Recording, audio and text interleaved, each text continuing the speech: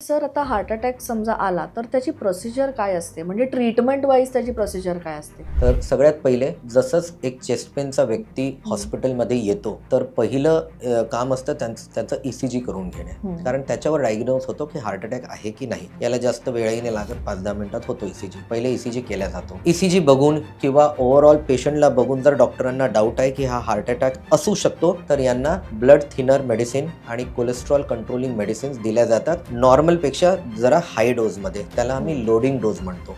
हे first step झालं. इतकं दिल्यानंतर मग ब्लड थिनिंग इंजेक्शन पण लगेच देतो आम्ही. हे याच्या पुढे जर आपल्याला असं डायग्नोज झालं आणि कन्फर्म झालं की बाबा हे हार्ट अटॅक आहे तर याचं पुढचं स्टेप असतं की हार्ट अटॅक होतो हार्टच्या नसमध्ये ब्लॉकेजमुळे, तर हा ब्लॉकेज काढायला पाहिजे. याला काढायचे 2 प्रकारचे ट्रीटमेंट असतात. एक असतं याला जो ब्लॉक तयार झाला, युजली तो ब्लड क्लॉट्समुळे होतो, तर त्या ब्लड क्लॉटला मेल्ट करायला आपण काही इंजेक्शन देतो, त्याच्यामुळे तो क्लॉट आपण काढू शकतो. दुसरं की याचं सरळ अँजिओग्राफी करायची, जे बेसिकली एक स्कॅन आहे हार्टच्या नसांचं की ब्लॉकेज आहे की नाही आहे, तर कुठे आहे आणि किती आहे, आणि मग त्याला त्या ब्लॉकेजला काढायचं. त्या काढायचा जो प्रोसिजर आहे त्याला आपण अँजिओप्लास्टी म्हणतो. सर ही ट्रीटमेंट कितपत सेफ आहे?